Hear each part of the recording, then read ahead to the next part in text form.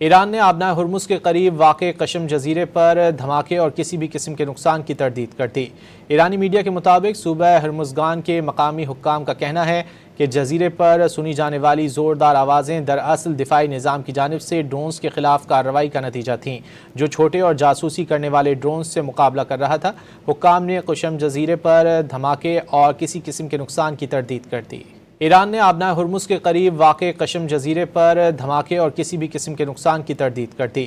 ایرانی میڈیا کے مطابق صوبہ ہرمزگان کے مقامی حکام کا کہنا ہے کہ جزیرے پر سنی جانے والی زوردار آوازیں دراصل دفاعی نظام کی جانب سے ڈرونز کے خلاف کارروائی کا نتیجہ تھیں، جو چھوٹے اور جاسوسی کرنے والے ڈرونز سے مقابلہ کر رہا تھا۔ حکام نے قشم جزیرے پر دھماکے اور کسی قسم کے نقصان کی تردید کر دی۔ ایران نے آبنائے ہرمز کے قریب واقع قشم جزیرے پر دھماکے اور کسی بھی قسم کے نقصان کی تردید کر دی۔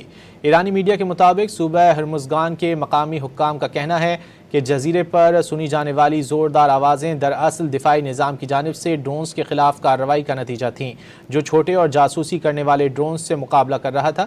حکام نے قشم جزیرے پر دھماکے اور کسی قسم کے نقصان کی تردید کر دی۔ ایران نے آبنائے ہرمز کے قریب واقع قشم جزیرے پر دھماکے اور کسی بھی قسم کے نقصان کی تردید کر دی۔ ایرانی میڈیا کے مطابق صوبہ ہرمزگان کے مقامی حکام کا کہنا ہے کہ جزیرے پر سنی جانے والی زوردار آوازیں دراصل دفاعی نظام کی جانب سے ڈرونز کے خلاف کارروائی کا نتیجہ تھیں، جو چھوٹے اور جاسوسی کرنے والے ڈرونز سے مقابلہ کر رہا تھا۔ حکام نے قشم جزیرے پر دھماکے اور کسی قسم کے نقصان کی تردید کر دی۔